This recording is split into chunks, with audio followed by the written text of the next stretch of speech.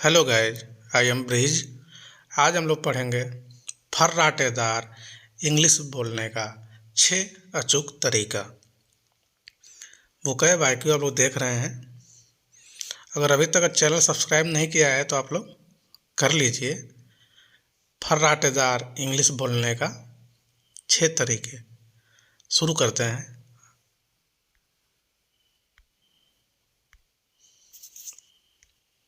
क्या क्या तरीका हो सकता है?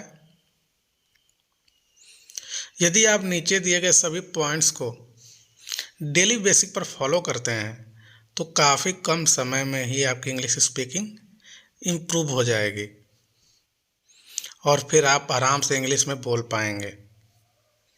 If you want to speak fluently in English then follow these steps. कौन कौन से स्टेप्स हैं?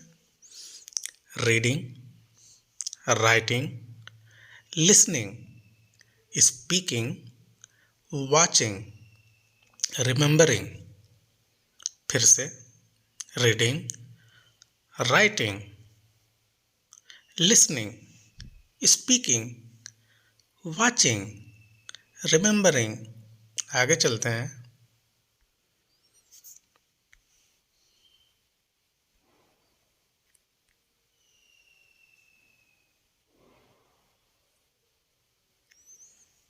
Useful tips for English speaking. Daily English में बोलना, बातें करना। पहला स्टेप है इंग्लिश स्पीकिंग का मतलब ही होता है अंग्रेजी में बोलना, अंग्रेजी में बातें करना। इंग्लिश स्पीकिंग सीखने के लिए आपको रेगुलर बेसिक पर अंग्रेजी में बोलना यानी अंग्रेजी में एक दूसरे से बात करना आवश्यक है। और आप ऐसा डेली यूज इंग्लिश सेंटेंस के माध्यम से कर सकते हैं। ऐसा करने से आपको बोलने की शैली में शुद्धिकरण होगा, हिंदी टू इंग्लिश सेंटेंस याद होगी, आपके अंग्रेजी में बोलने की कैपेसिटी बढ़ेगी और कॉन्फिडेंस लेवल इम्प्रूव होगा। फिर से ऐसा करने से आपके बोलने की शैली में शुद्धिकरण होगा, हिंदी टू इंग्लिश सेंटेंस याद होगा, आपके अंग्रेजी में बोलने की कैपेसिटी बढ़ेगी और आपका कॉन्फिडेंस लेवल इम्प्रूव होगा। अगला स्टेप पे चलते हैं।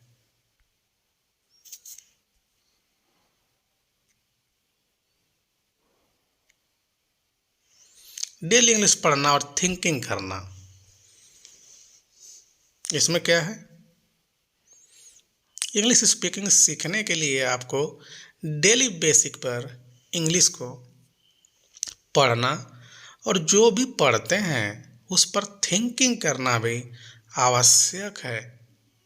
ऐसा करने से आपके थिंकिंग पावर इम्प्रूव होगी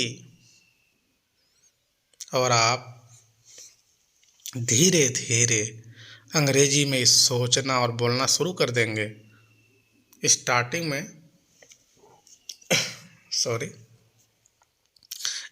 में आप सब बुक, इंग्लिश न्यूज़पेपर, वोकैबुलरी तथा डेली यूज इंग्लिश सेंटेंस से पढ़ना शुरू कर सकते हैं। स्टार्टिंग में बुक, इंग्लिश न्यूज़पेपर, वोकैबुलरी तथा डेली यूज इंग्लिश सेंटेंस से पढ़ना शुरू कर सकते हैं। आगे चलते हैं।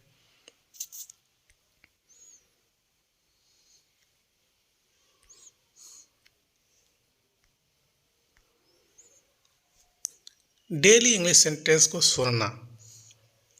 अगला स्टेप है इंग्लिश स्पीकिंग सीखने के लिए बेहद ज़रूरी है कि आप रेगुलर बेसिक पर इंग्लिश सेंटेंस को सुने। ऐसा करने से आपकी इंग्लिश समझने की क्षमता बढ़ेगी।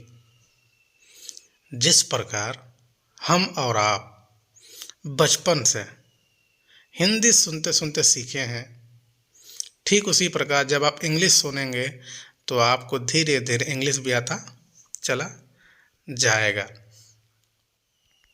आप इंग्लिश को ऑडियो फॉर्मेट में भी सुन सकते हैं या फिर आप English video, English movie, English news English video, English movie, English news आदि आप उसको देख सकते हैं। आगे चलते हैं, अगला step vocabulary, daily use words को याद करना।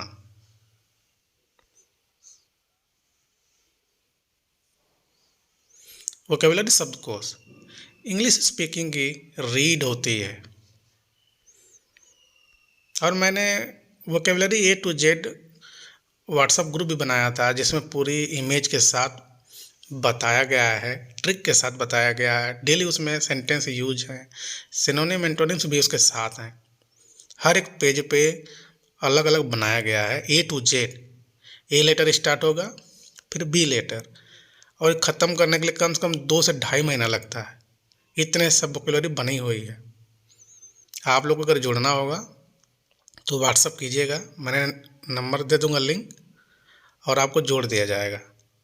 ज़्यादा रुपये नहीं लगता है, बहुत कम रुपये हैं, आप इसमें पूरे सीख जाएंगे। शुरू करते हैं। इंग्लिश स्पीकिंग की रीड होती है, और फ्लुएंट इंग्लिश बोलने के लिए आपको वर्ड वोकैबुलरी पर अच्छा पकड़ होना बेहद ज़रूरी है, क्योंकि ज़रूरी है वर्ड पावर की फ्लुएंट इंग्लिश में बोलना बहुत कठिन है। जितना ज़्यादा आपकी वर्ड कैपेसिटी अच्छी होगी, उतना ही अच्छी आप अंग्रेजी में बोल पाएंगे।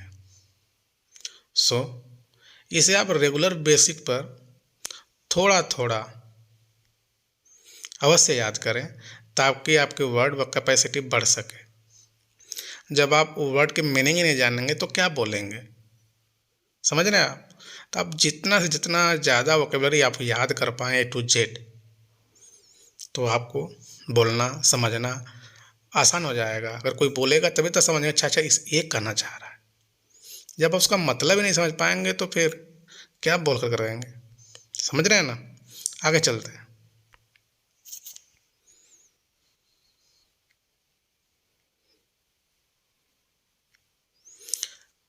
ग्रामेटिकल नॉलेज का होना, ग्रामर की बात करते हैं, और एसएससी में ग्रामर का एरर पूछता है।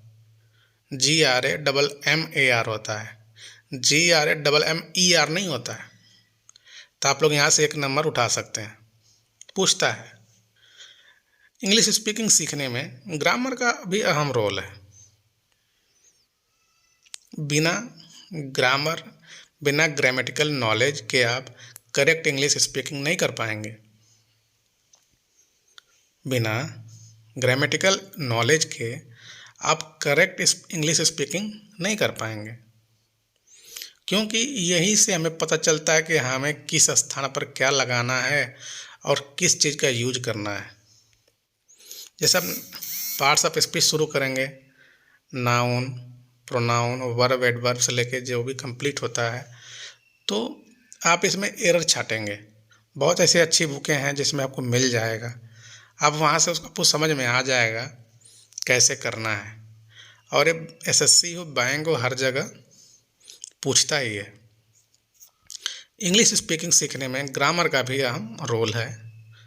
बिना ग्रामेटिकल नॉलेज के आप करेक्ट इंग्लिश स्पीकिंग नहीं कर पाएंगे, क्योंकि यही से तो हमें पता चलता है कि हमें किस स्थान पर क्या लगाना है और किस चीज़ का यूज करना है। आगे बात करते हैं फोकस। फोकस बहुत ज़रूरी है, लगन और मेहनत। आप लोग फोकस नहीं कर पाते हैं, आपको लगे कि नहीं मुझे करना है, तो आप उस चीज़ को हासिल कर लोगे। आपने देखा होगा कि अपने ज़िंदगी में बहुत सी चीज़ों को आप जिद पे अड़े रह गए हैं और उसको आपने पा लिया है। तो जब वैसे पढ़ाई की जब बात आती है तो फोकस कहाँ जाता है? आप क्यों नहीं जिद्दी बनते हैं? जब तक जिद्दी नहीं बनोगे कुछ भी हासिल नहीं होगा भाई। तो आप लोग को जिद्दी में रहना है, जिद्दी करेंगे तभी आगे बढ़ेंगे।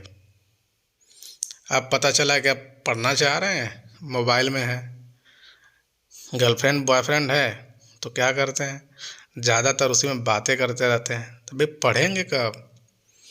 क्यों बार बार बोला जाता है फोकस?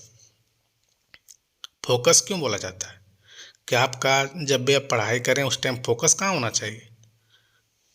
आपके टारगेट पे होना चाहिए।